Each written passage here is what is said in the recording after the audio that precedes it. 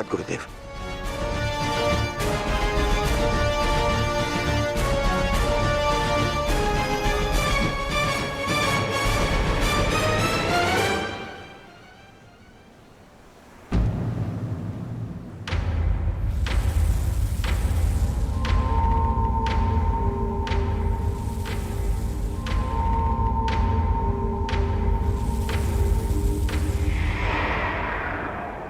अक्षणी सेना का विनाश हो चुका है कान्हा। आर्यव्रत के सभी महारथी काल के गाल में समा चुके हैं। अब और कितनी आहुति दी जाएगी इस युद्ध में कान्हा? उत्तर दो। बंद करो ये विनाश, बंद करो ये महाभारत अब।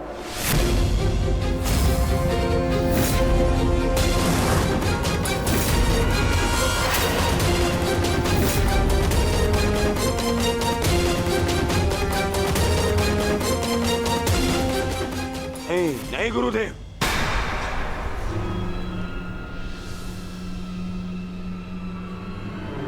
मैं इतना कुछ खो चुका हूं कि अब जब तक मेरा प्रतिशोध पूर्ण ना हो जाए ये युद्ध समाप्त नहीं हो सकता। और ना ही मैं अपनी प्रतिज्ञा पूर्ण होने से पूर्व इस युद्ध को समाप्त होने दूंगा।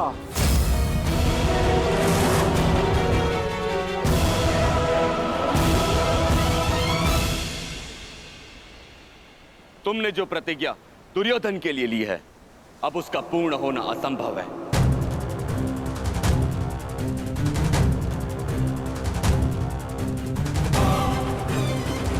क्योंकि गदा युद्ध में कमर से नीचे प्रहार करना नियम के विरुद्ध है।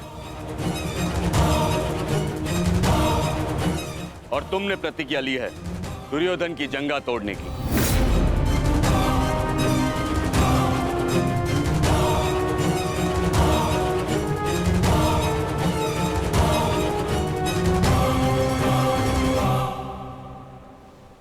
कैसी अनीति दाऊ!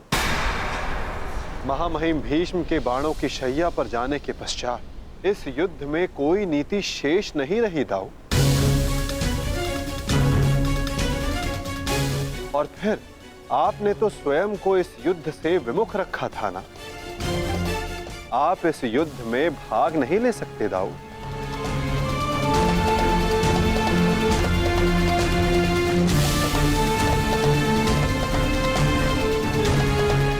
ये युद्ध धर्म स्थापना के लिए है दाऊ। मैं यही तो देखने आया हूं कान्हा कि इस धर्म स्थापना के युद्ध में कोई अधर्म ना हो।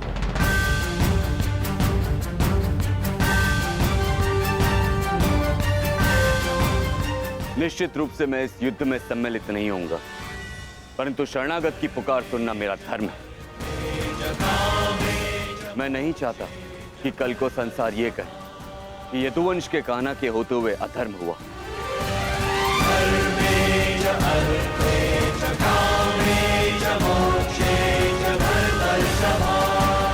यदि ये दोनों युद्ध करना चाहते हैं तो करें।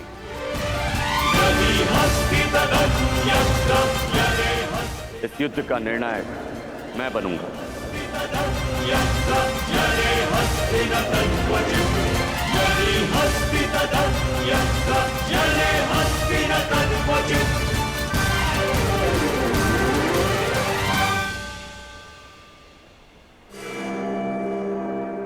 और स्मरण रहे, जिसने भी इस युद्ध में नियमों का उल्लंघन करके विजय पाई, उसे मैं स्वयं अपने हल से समाप्त कर दूंगा।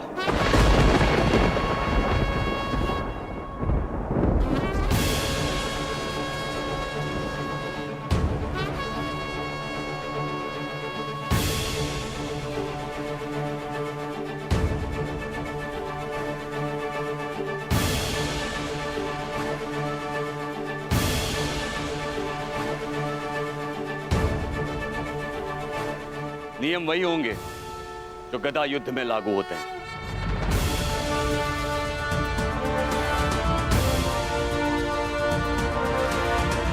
और युद्ध में कोई भी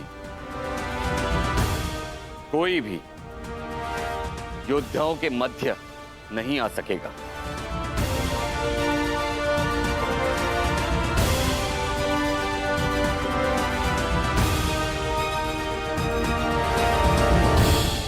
इस द्वंद्व का विजेता इस युद्ध का विजेता माना जाएगा।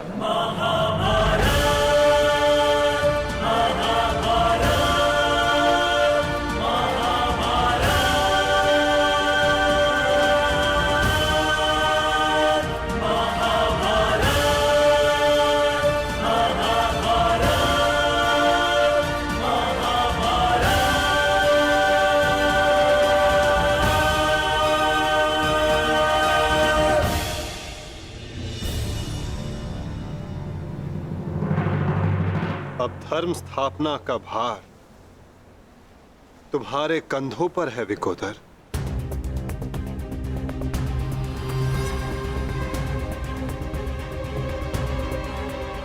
यदि मेरे कंधों पर कोई भार है तो केवल मेरी प्रतिज्ञा का, जिसे मैं अवश्य पूर्ण करूंगा।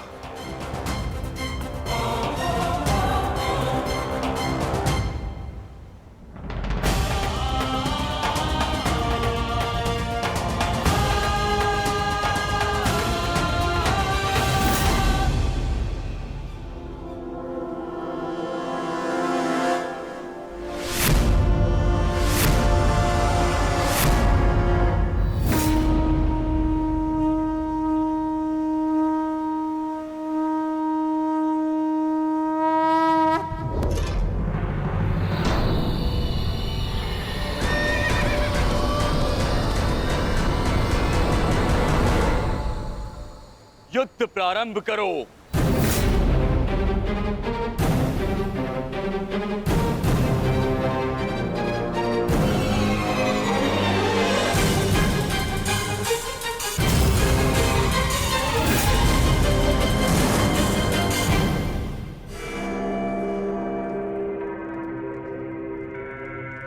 अब विजय और पराजय इस द्वंद्व पर निर्भर करेगी महाराज।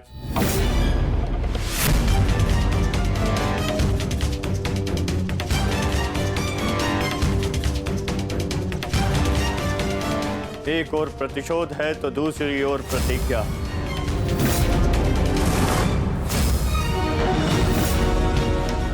गुरुकुल के दो सर्वश्रेष्ठ गदाधारी आज एक दूसरे के विरुद्ध खड़े हैं महाराज, और महाबली बलराम निर्णायक है महाराज। मुझे इस बात में कभी भी संदेह नहीं था संजय कि मेरा पुत्र भीम से श्रेष्ठ गदाधारी है। मुझे पूर्ण विश्वास है कि मेरा पुत्र भीम को अवश्य परास्त करेगा।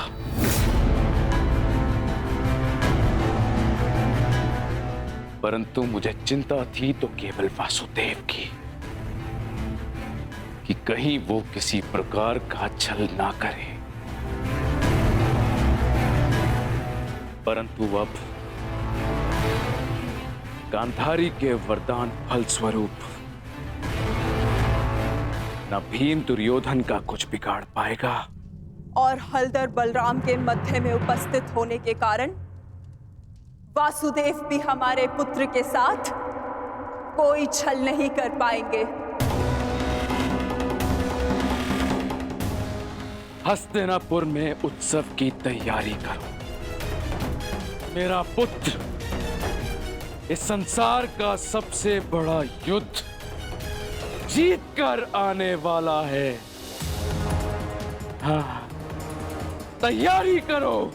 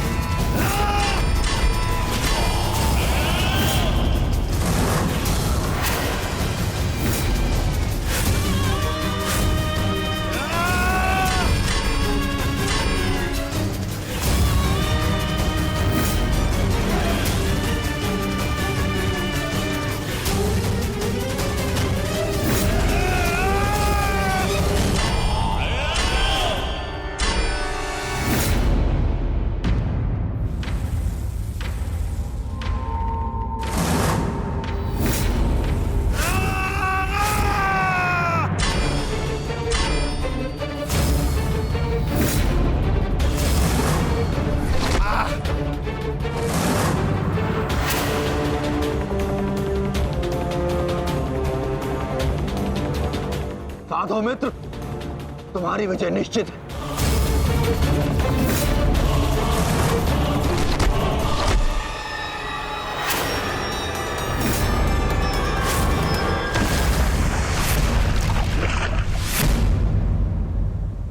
माधव, यदि ऐसा ही चलता रहा तो भीम दुर्योधन के आगे अधिक समय तक टिक नहीं पाएगा।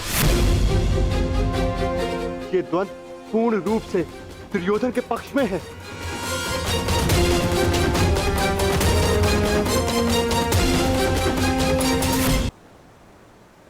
धर्म स्थापना का मार्ग सरल कहां होता है धर्मराज? उसमें अनेकों कांटे होते हैं, अनेकों ठोकरें होती हैं, अनेकों आघात होते हैं। महाबली बलराम अब इस युद्ध के निर्णायक हैं। युद्ध का परिणाम इस द्वंद्व पर निर्भर है।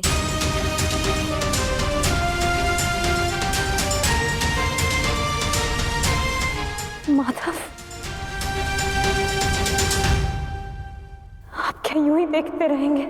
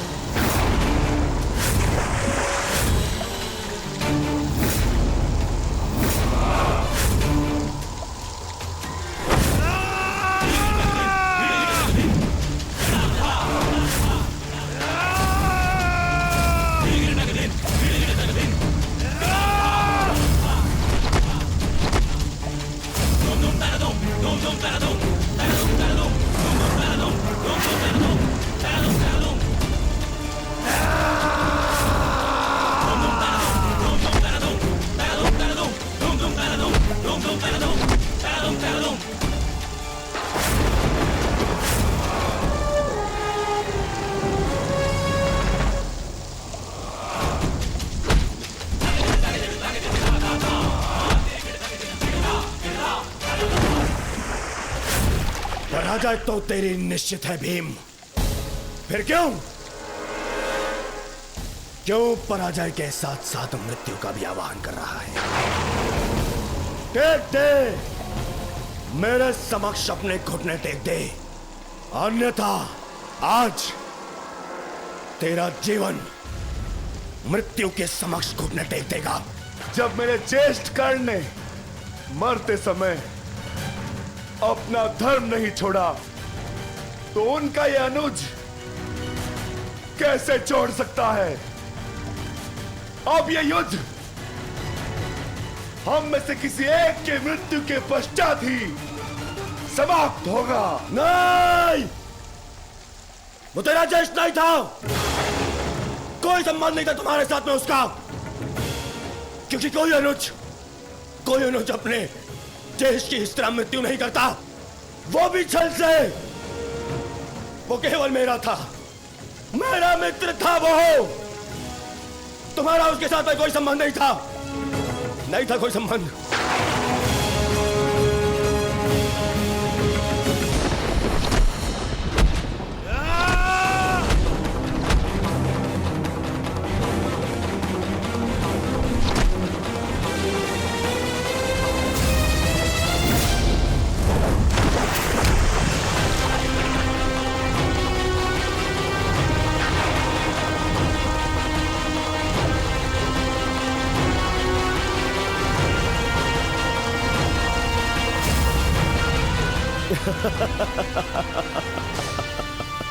क्यों पांडवों, आनंद आ रहा है? अपने अनुज को ऐसे देखकर आनंद आ रहा है?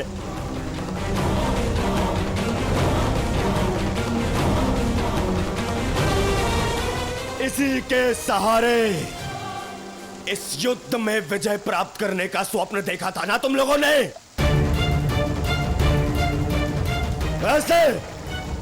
ऐसा दिलाएगा ये तुम्हें विजय? हाँ, देखो कैसे निरी, लाचार, धरती की गोद में धंसा हुआ है ये।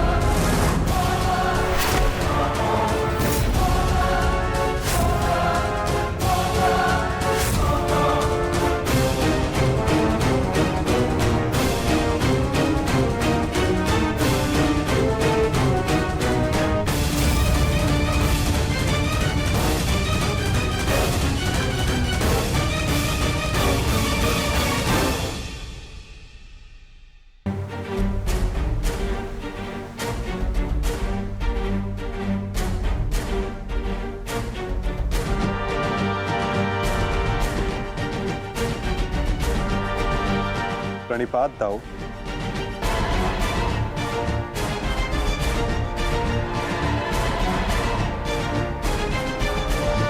प्रणिपात गुरुदेव।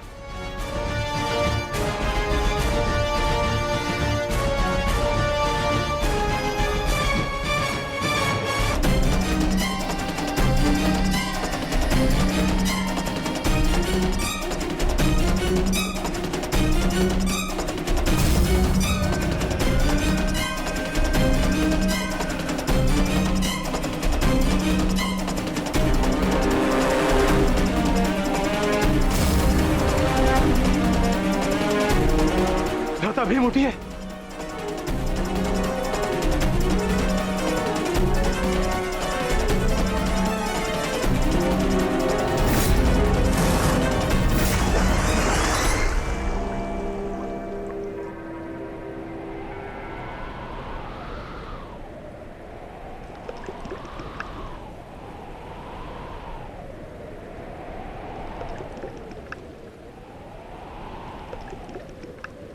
उठिए भ्राता भीम, उठिए भ्राता भीम, उठिए भ्राता भीम।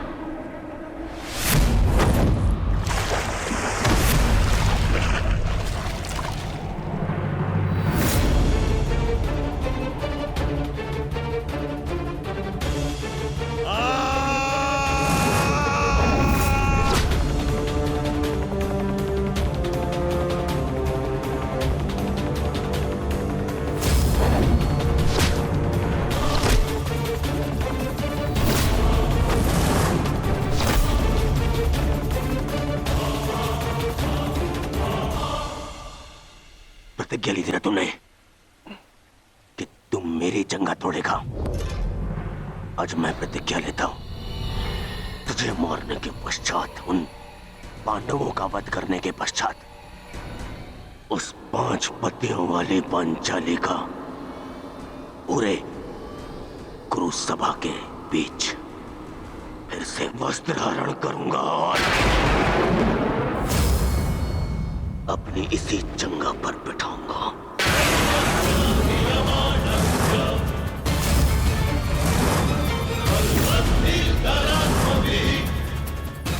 ये श्रद्धांजलि है मेरे 99 भाइयों के लिए।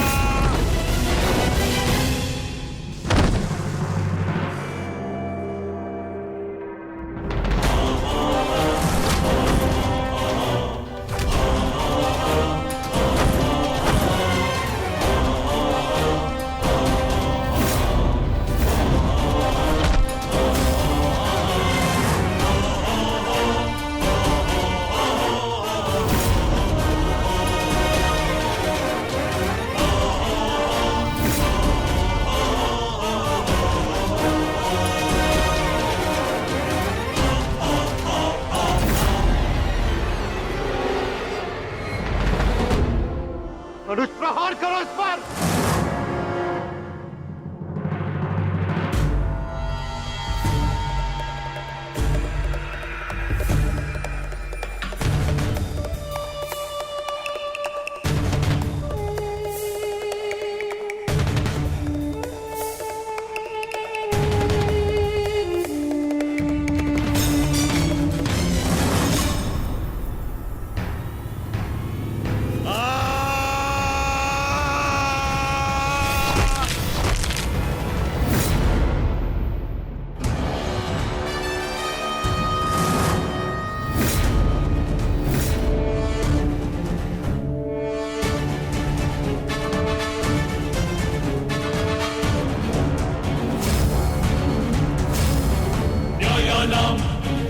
अधिकाराणां प्राप्त्यर्थं साम्राज्यर्थं न्यायानाम् अधिकाराणां प्राप्त्यर्थं साम्राज्यर्थं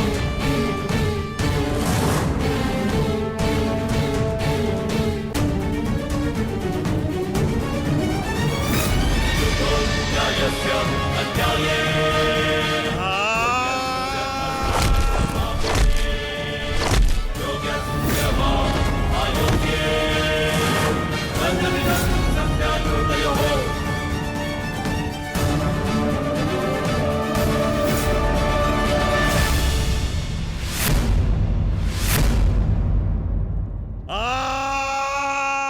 ये हो क्या रहा है? स्वयं महाबली बलराम के होते हुए इस प्रकार नियम का उल्लंघन कैसे हो सकता है? बलराम को कुछ करना होगा। ये छल है बॉस।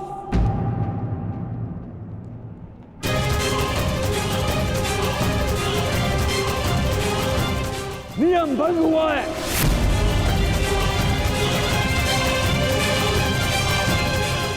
रुक जाइए दाऊ। आपने कहा था कि जो नियम भंग करके विजय प्राप्त करेगा तो आप उसे दंड देंगे, किंतु अभी जय विजय का निर्णय नहीं हुआ है दाऊ। आप भीम को अभी दंडित नहीं कर सकते।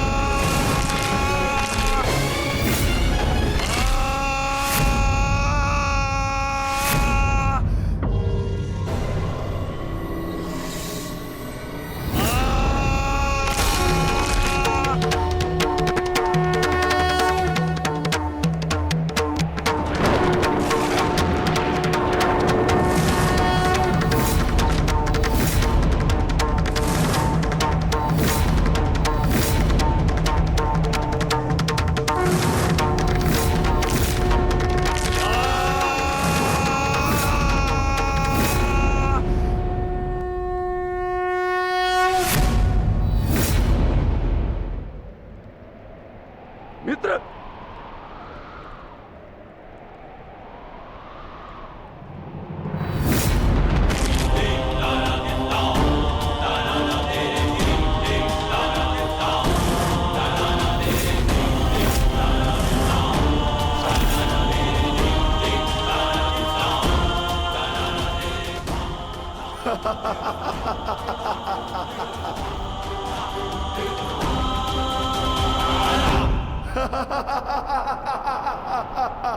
अंत हो गया, अधर्म का अंत हो गया।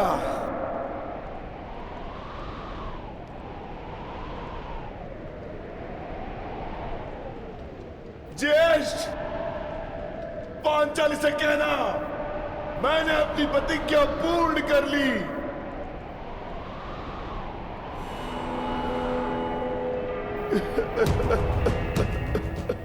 मैंने अपनी प्रतिज्ञा पूर्ण कर ली, पूर्ण कर ली, पूर्ण कर ली।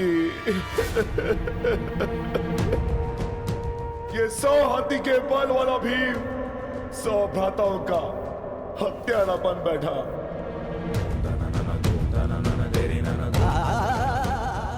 आज ये देवपुत्र अपने भ्राताओं का रक्त पीने वाला राक्षस बन बैठा।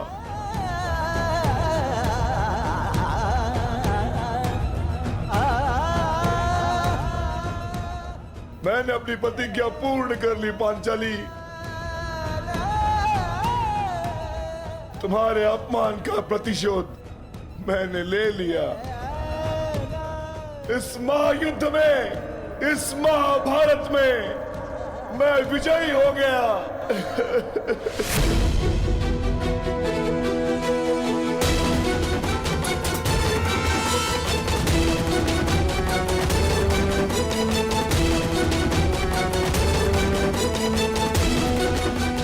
महायुद्ध में, इस महाभारत में मैं विजयी हो गया। परंतु आज स्वयं को हार गया ये वृकोदर भीम।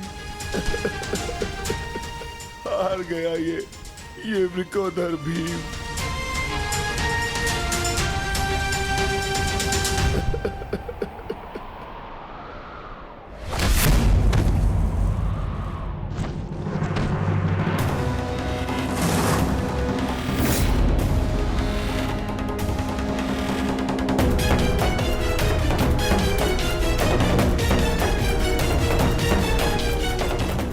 मैंने कहा था ना भीम, यदि किसी ने नियम तोड़कर विजय पाई तो मैं स्वयं उसके प्राण हर लूंगा।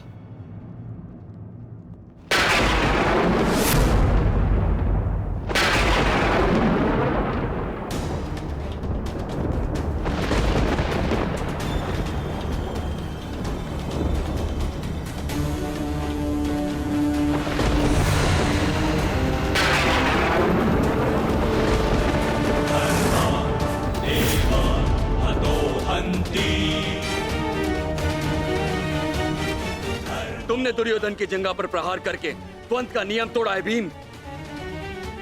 अब मैं तुम्हें जीवित नहीं छोड़ूंगा। धर्म स्थापना के लिए यह आवश्यक था और मेरी प्रतिज्ञा पूर्ण होने के लिए भी।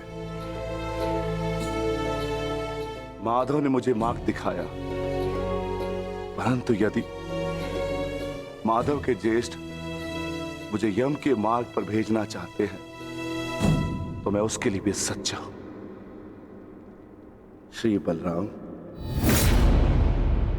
हाँ बलराम, अंत कर दो इस दुष्ट का। ये हत्यारा है। इसने मेरे 100 पुत्रों की निर्दयता से हत्या की है। जिन पांडवों ने मेरे वंश के वृक्ष की जड़ों को काटा है, काट डालो उनके वंश के वृक्षों को। ये क्या अनर्थ हो गया महादेव। आपके दिए गए वरदान के पश्चात भी ये माता अपने पुत्र, अपने दुर्योधन को उस कृष्णा के छल से नहीं बचा पाए। ये कैसा न्याय है आपका? इसने 100 पुत्रों के गर्वित पिता को पुत्रहीन कर दिया। इसने एक अंधे के सभी स्वप्नों को अंधकार में डाल दिया।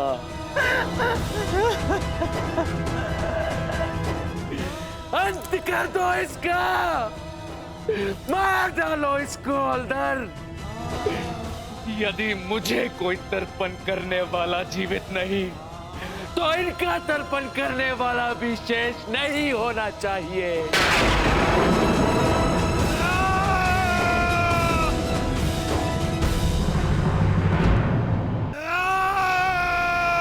एक क्षण रुक जाइए दाऊ।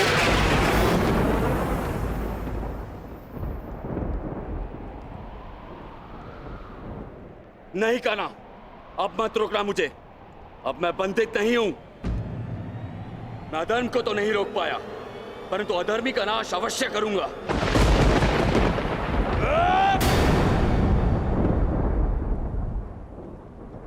किंतु अधर्म कहां हुआ है दाऊ?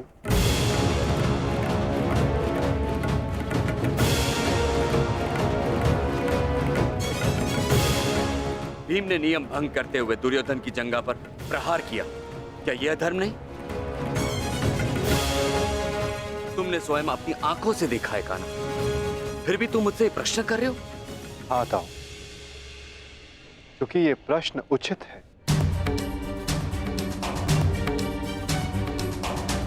माना कि गदा युद्ध में कमर से नीचे प्रहार करना गदा युद्ध के नियमों के विरुद्ध है, परंतु गदा युद्ध तो तभी समाप्त हो गया था दाऊ, जब दुर्योधन ने भीम के हाथों से गदा गिरा दिया था।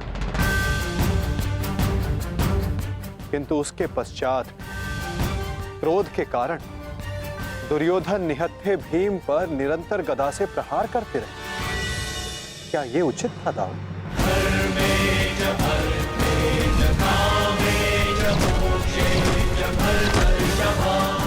नियम तो दुर्योधन ने तोड़ा था, विकोदर भीम ने तो केवल आत्मरक्षा का प्रयास किया था, जिसके कारण विकोदर को विवश होकर दुर्योधन की जंघा पर प्रहार करना पड़ा।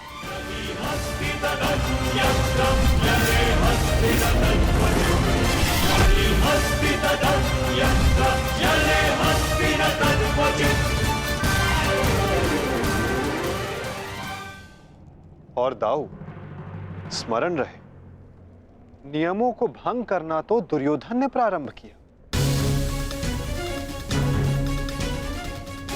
दाऊ, जब दो योद्धा आपस में युद्ध करते हैं तो वो एक दूसरे को उकसाते हैं, किंतु किसी की कुल वधू का मान मध्य में लाना और उसका अपमान करना क्षमा योग्य नहीं होता है दाऊ। आप क्या चाहते थे दाऊ? कि दुर्योधन इस युद्ध में विजयी हो जाए और पांचाली को अपनी जंघा पर बैठा।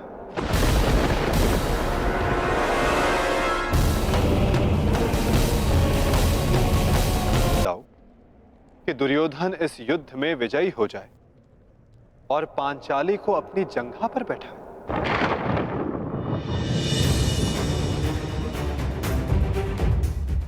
क्या ये नियम होता? क्या ये धर्म होता दाऊ?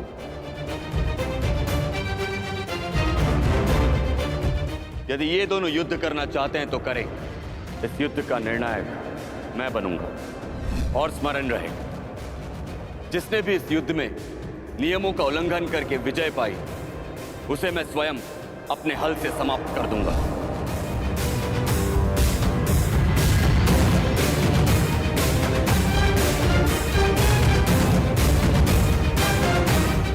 जो हुआ था वही नियति थी और वही धर्म के हित में की गई नीति था। और यदि फिर भी आपको ऐसा लगता है कि इस द्वंद्व में आपके समक्ष अधर्म हुआ है, तो सारे अधर्म की जड़ मैं हूं।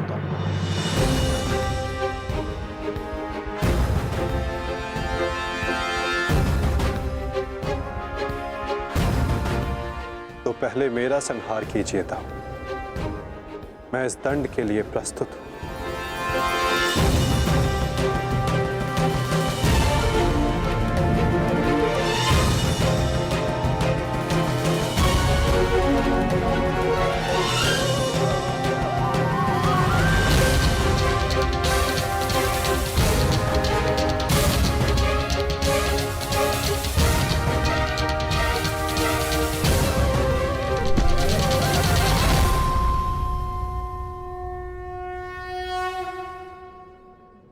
तुमने मुझे निरुत्तर कर दिया कान्हा।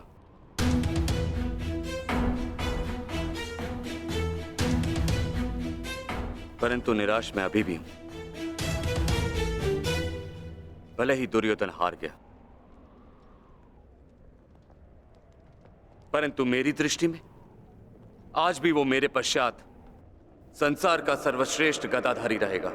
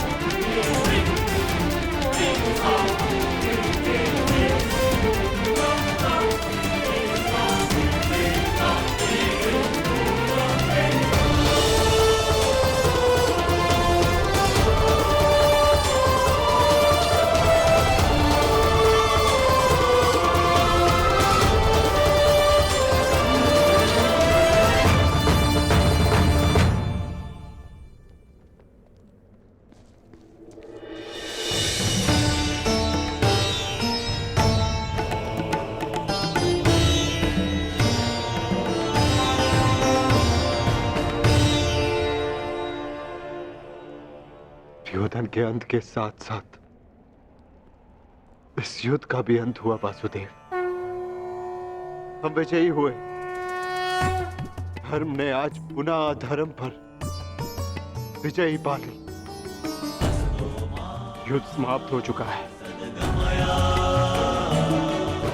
चलिए सब शिविर की ओर चलते हैं।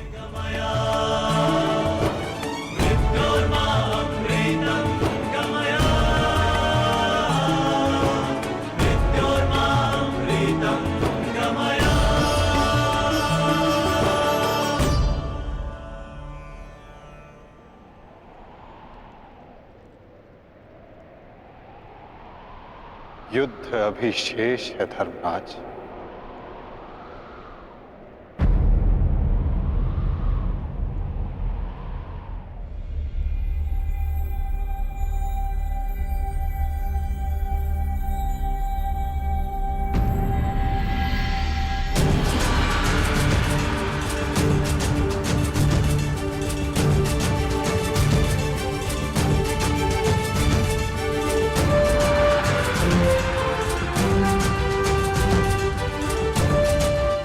पांचाली तुम सबकी प्रतीक्षा कर रही है।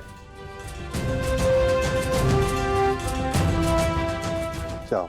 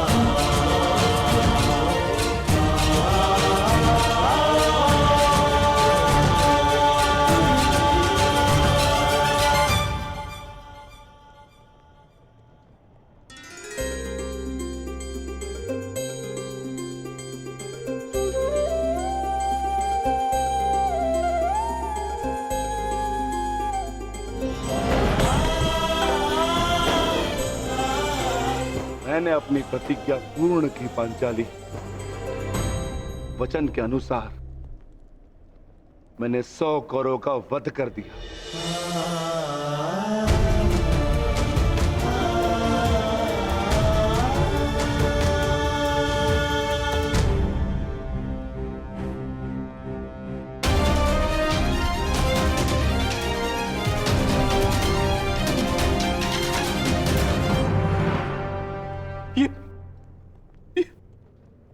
ये क्या हो गया मित्र? कृतवर्मा, देखो देखो मेरे मित्र की क्या दशा कर दी उन्होंने। ये सब उस वासुदेव का किया है। यादव हूं, परंतु गर्व है कि कौरवों के लिए लड़ा। और आज वासुदेव ने छल से दुर्योधन की, जैसे छल से अंगराज कर्ण का वध करवाया वासुदेव ने। और आज मित्र उठो मित्र, हमें युद्ध जीतना है मित्र, हमें युद्ध जीतना। हमें पिताश्री और मित्र कर्ण की मृत्यु का प्रतिशोध लेना है मित्र। उठ जाओ मित्र, उठ जाओ मित्र, तुम मुझे छोड़ के नहीं जा सकते मित्र। उठो मित्र, मित्र उठो, उठो।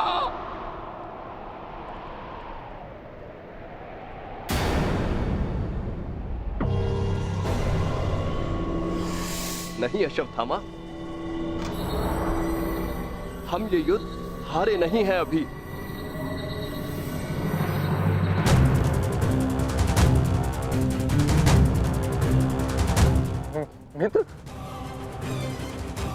मित्र तुम जीवित हो मित्र। साथ ही ये युद्ध अविशेष है मित्र। हमें युद्ध जीतना है मित्र, हमें युद्ध जीतना है। उठो मित्र, उठो, हमें युद्ध समाप्त करना है मित्र। उठो, हम ये युद्ध जीतेंगे मित्र। उठो मित्र। नहीं अश्वत्थामा, मैं हिल भी नहीं सकता। मेरा पूरा शरीर निष्क्रिय हो गया है। नहीं मित्र ऐसा मत कहो मित्र, तुम सब कुछ कर सकते हो मित्र। और तुम्हारा ये मित्र अश्वत्थामा, ये भी सब कुछ कर सकता है मित्र, सब कुछ कर सकता है। मुझे सौगंध है अपने पिता की, आपकी और मित्र कर्ण की मित्रता। मैं पांडवों से प्रतिशोध अवश्य लूंगा मित्र, अवश्य लूंगा। मुझे आज्ञा दीजिए, मैं पांचों पांडवों के शीश आपके समक्ष प्रस्तुत करूंगा मित्र। मुझे एक अवसर दीजिए, मेरा अभिषेक कीजिए मित्र। अब मैं ही आपकी सेना और मैं ही आपका सेनापति मित्र, मैं ही आपका सेनापति।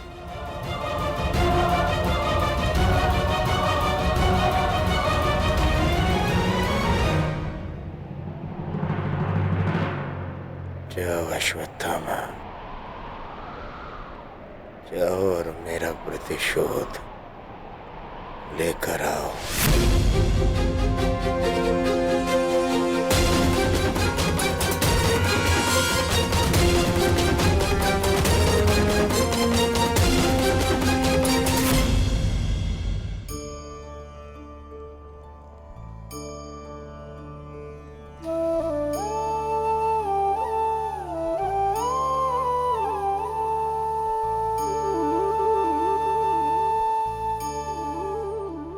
अब समय आ गया है सखी, तुम्हारे पतियों ने अपनी प्रतिज्ञाएं पूर्ण की।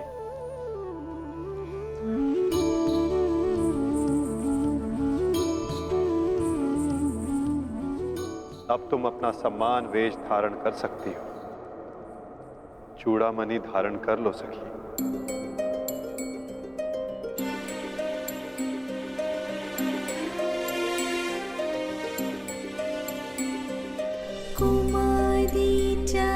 पांचाली वेदी मध्यात् समुत्थिता सुभागा दर्शनीयाङ्गी स्वासिताय तलोचना।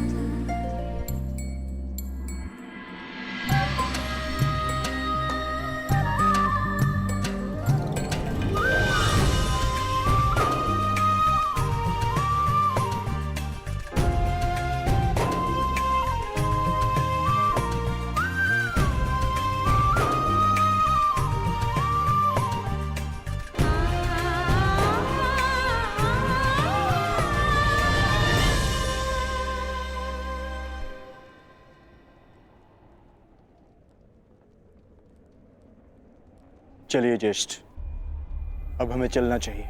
नहीं अर्जुन, ये राहु काल का समय है। कल प्रातः काल में प्रस्थान करेंगे।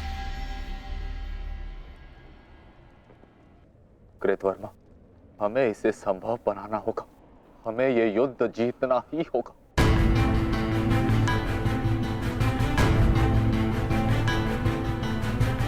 मैंने मित्र दुर्योधन को वचन दिया है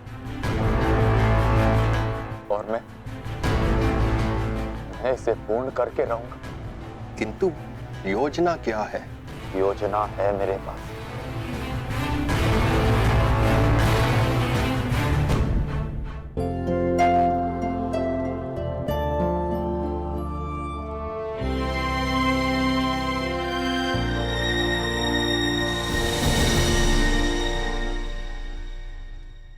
अंततः 18 दिन के पश्चात ये महासंहार समाप्त हुआ।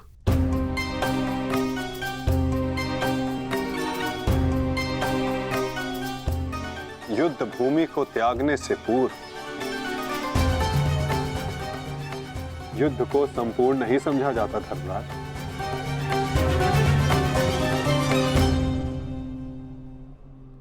कल प्रातः काल तक प्रतीक्षा कर। क्या पता कि कोई और चुनौती हमारी प्रतीक्षा कर रही हो। आज रात्रि जब वो विश्राम करेंगे तो हम उनका संहार करेंगे। इस प्रकार उल्लू रात्रि में अपने शत्रु का अंत करता है, उसी प्रकार हम भी पांडवों का शिकार करेंगे। पांडवों का स्वागत हस्तिनापुर में नहीं, यमलोक में हो। यमलोक में। यदि कल प्रातः काल तक कोई चुनौती नहीं आती तो ही इस युद्ध को समाप्त समझना धर्मराज।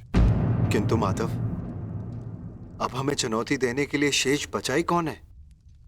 अश्वत्थामा। क्या हम अनीति पूर्वक पांडवों का वध करेंगे? इस महाभारत में नीति अब शेष ही कहां है? क्या मेरे पिता का वध नीति से हुआ? क्या महामहिम भीष्म का संहार नीति पूर्वक था? क्या कर्ण का वध नीति का था? यहाँ तक कि मित्र दुर्योधन को भी अनीति से परास्त किया गया। तो तुम किस नीति की आशा लगाए बैठे हो कृतवर्मा? इस युद्ध में नीति और अनीति का कोई महत्व नहीं।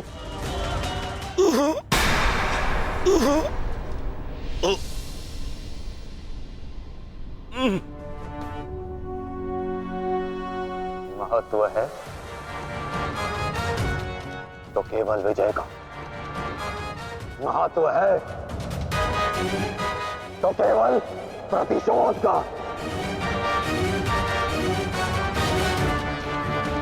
विजय पाने का केवल एक ही मार्ग है, आक्रमण। और वो भी तब जब शत्रु निद्रा में लीन हो। अपने शस्त्र के साथ सज्ज रहो कृतवर्मा और रात्रि की प्रतीक्षा करो।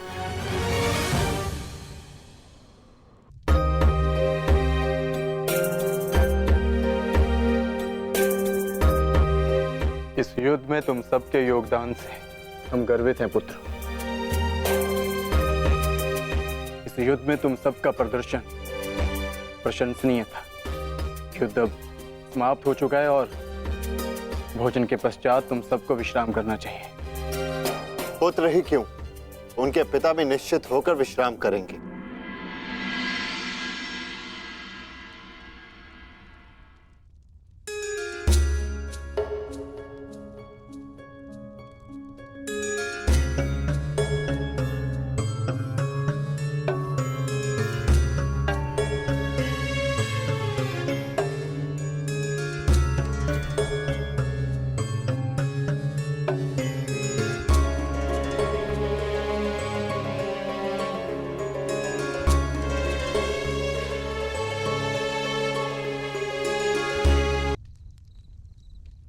क्या हुआ माधव?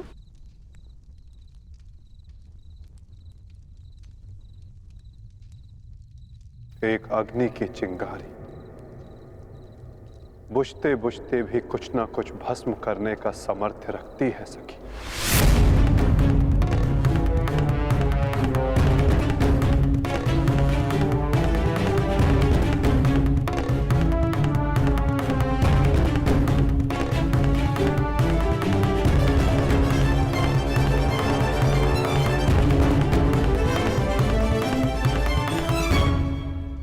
ये माधव क्या कह रहे थे? क्या कोई अनहोनी घटित होने वाली है?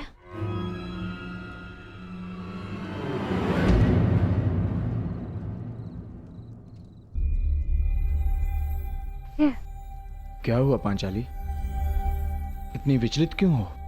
आर्य, माधव की बातों से ऐसा प्रतीत हो रहा था जैसे ये युद्ध अभी समाप्त नहीं हुआ है। कुछ शेष है जो हमें हानि पहुंचाने के लिए सज्ज है।